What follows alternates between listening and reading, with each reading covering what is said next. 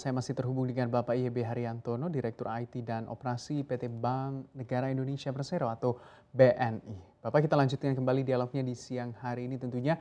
Kalau kita lihat BNI juga terus mengembangkan API Digital Service, bagaimana perkembangannya sehingga mampu memberikan kontribusi yang optimal terhadap bisnis dari BNI. Ya, Pak Gibran. Jadi kalau kita bicara mengenai API, layanan API Digital Service ini sebenarnya kalau kita bicara tadi, apa fokus pengembangan kita kalau bicara digitalisasi perbankan? Satu adalah internal product, kedua digital platform, dan ketiga adalah koneksi ke ekosistem. Koneksi ke ekosistem ini ada yang kita bangun melalui API Digital Service ini. Nah, kalau kita bicara mengenai API Digital Service inilah sebenarnya kekuatan digitalisasi di BNI pada saat ini. Kita bisa bicara bahwa saat ini kita adalah leader di dalam untuk melakukan open API ya atau API Digital Services ini. Kita sudah mengembangkan layanan digital service melalui open API ini mungkin setelah sekitar 4 tahun ya, 2017 kita udah inisiasinya, kemudian kita launching 2018 sampai dengan sekarang. Dan kita pada saat ini sudah mempunyai kira-kira lebih dari 260 API services yang kita open untuk publik ya. Jadi API ini sudah dimanfaatkan, kita open untuk publik dan banyak institusi yang sudah menggunakan API service ini. Kalau kita bicara berapa banyak institusi, ada 3.000 di Indonesia ini. 3.000 institusi lebih yang sudah menggunakan API services kita. Nah, API services ini akan mempermudah untuk perusahaan-perusahaan digital melakukan layanan-layanan transaksi perbankan ya. Mulai dari opening account, kemudian inquiry balance dan sebagainya, melihat trade finance, melihat LC-nya, melihat status bank garansinya, melakukan transfer remittance, ya, manage dari account-nya masing-masing. Ini payment itu dilakukan melalui mekanisme API services. Jadi kita sudah mempunyai services yang cukup lengkap dan kita pun walaupun kita mempunyai lebih dari 260, kita masih aktif, agresif untuk menambah services ini supaya ekosistem digital ke depan itu dengan mudah bisa menggunakan layanan perbankan digital juga. Nah, kita setiap tahun mungkin kita akan memproduksi ya, selalu memproduksi mungkin kira-kira 50 services, 50 plus service setiap tahunnya. Kita tambahkan services baru. Nah, layanan ini sudah jelas dipakai oleh lebih dari 300 mitra kita, banyak orang yang sudah memakainya. Dan kita pun juga untuk secara teknologinya kita juga pernah membenchmark diri kita mengikuti lomba untuk API portal kayak gitu. Kita memenangkan lomba API portal di tahun 2020 untuk kategori Best Overall Developer Portal. Nah, apa itu Best Overall Developer Portal? Adalah penilaian dari institusi yang perusahaan consulting teknologi khusus untuk API untuk melihat apakah API service yang kita berikan kepada partner-partner kita itu mudah dipakai, dokumentasinya baik, onboardingnya baik, sehingga developer mudah memanfaatkan. Nah, ini yang kita lihatnya dari kacamata teknis, kita mendapatkan award itu dan kita cukup happy, kita cukup senang karena ini kita apa yang sudah kita kerjakan di-acknowledge oleh suatu organisasi internasional, di mana di dalam lomba itu banyak perusahaan-perusahaan multinasional yang ikut berpartisipasi. Jadi kita tidak hanya bicara kelas lokal, tetapi bicara mengenai multinational company yang berkompetisi.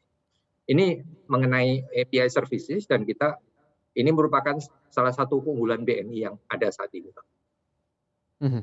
Pak YB, kalau kita melihat menurut BNI apa saja sebenarnya kunci sukses dari lembaga jasa keuangan untuk mampu beradaptasi dan juga bersaing dengan baik di era ekonomi digital saat ini?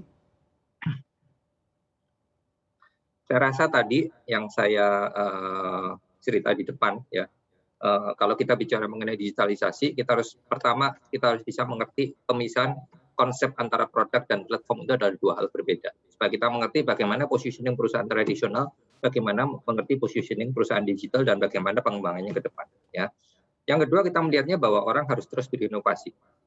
Karena teknologi selalu berkembang. Ya. Satu adalah teknologi, yang kedua bisnis model yang akan muncul sesuatu yang baru. Ya. Karena kita melihat sekarang dengan banyaknya fintech, digital company, banyak bisnis model baru yang muncul. Ya. Jadi inovasi-inovasi terjadi di situ. Jadi kita sendiri harus keep membuat inovasi-inovasi baru yang akan memberikan layanan yang lebih baik untuk customer kita. Ya. Jadi kalau kita bicara untuk banknya sendiri, udah pasti kita ingin bicara satu adalah quality-nya sendiri, ya, quality of service-nya sendiri. Bagaimana kita membuat kalau dari kacamata produk layanan itu dilakukan dengan baik, high availability, reliability, ya, kita berikan services yang baik, tidak tidak sebisa mungkin tidak ada downtime, ya, continuity-nya terjaga. Kemudian kalau kita udah bicara quality, kita akan bicara breadth of service. Jumlah servicenya kita akan extend, ya. Kalau ekosistem digital bicaranya use case, ya. Jadi kita bicara use case-nya, kita akan tambahkan layanan-layanan itu sehingga semuanya akan menjadi seperti suatu layanan supermarket financial di digital banking kita. Dan yang ketiga untuk pengembangannya, ya kunci sukses adalah kita harus melakukan strategi partnership. Tidak semuanya bisa kita lakukan sendiri, ya. Tidak semuanya inovasi itu bisa terjadi berasal dari dalam. Banyak sekali inovasi yang berasal dari luar.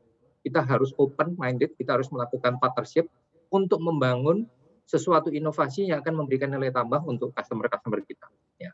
Sebagai dasarnya tentu pasti infrastrukturnya di situ banyak. Adalah dari infrastruktur TI-nya, ya, teknologinya yang harus diperkuat. Ya.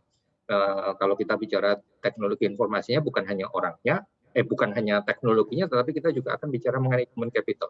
Readiness dari human capital untuk menyongsong digitalisasi, baik secara teknologi atau organisasi secara keseluruhan, untuk menciptakan bisnis model yang baru, menciptakan inovasi yang baru. Itu Pak, kira-kira jadi apa yang harus kita jalankan ke depan. Ya, Pak, kalau kita lihat seberapa penting sebenarnya BNI menilai urgensi pengembangan layanan digital banking yang sesuai dengan kebutuhan segmen milenial yang terus berkembang saat ini? Ya, satu, kalau tadi kita di awal kita bicara mengenai pandemi, ya, pandemi itu mewajibkan orang menjadi digital, ya, terpaksa menjadi digital. Tapi kalau kita bicara mengenai demografi customer, penduduk Indonesia milenial itu kita tahu bahwa 2030 populasi Indonesia itu akan dipenuhi oleh generasi kerjanya adalah generasi milenial. Akan memasuki masa kerja, akan mendominasi demografi penduduk kita. Sudah pasti ke depan seperti itu.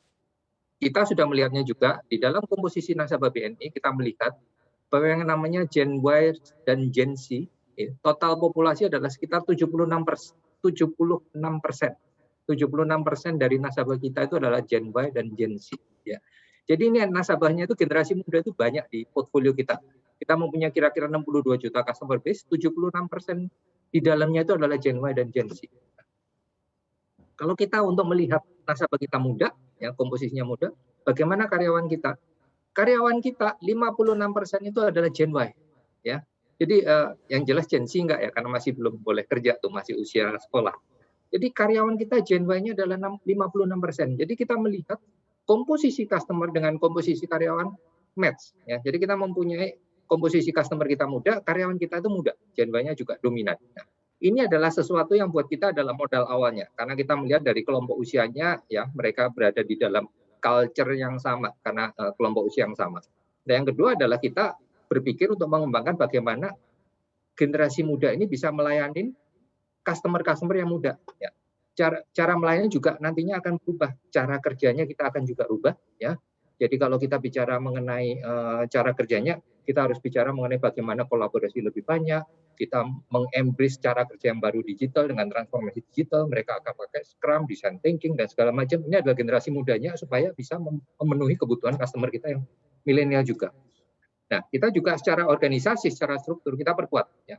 Jadi kita bicara mengenai kita meng-create organisasi baru, menambahkan divisi yang namanya digital banking, ada posisi senior EVP untuk digital banking. Ini adalah kita create supaya kita mempunyai fokus yang kuat di situ, penambahan divisi-divisi di digital banking dan juga di sisi IT-nya atau teknologi informasi. Ini kita tambahkan supaya capability organisasi kita bisa melayani kebutuhan customer milenial tadi itu. Jadi kita persiapkan Pak organisasi untuk kebutuhan sekarang dan juga untuk kebutuhan ke depan, karena kita tahu bahwa milenial akan menjadi majority di demografi di Indonesia. Seperti itu Pak Gibran. Oke, baik. Terima kasih Bapak YB Haryantono selaku Direktur IT dan Operasi BNI atas informasi yang sudah dibagi kepada kami di siang hari ini. Untuk informasi lebih lengkap dan berita terkait, klik link deskripsi. Dan jangan lupa juga untuk download aplikasi CNBC Indonesia yang tersedia di Play Store dan juga App Store. Jangan lupa subscribe ya.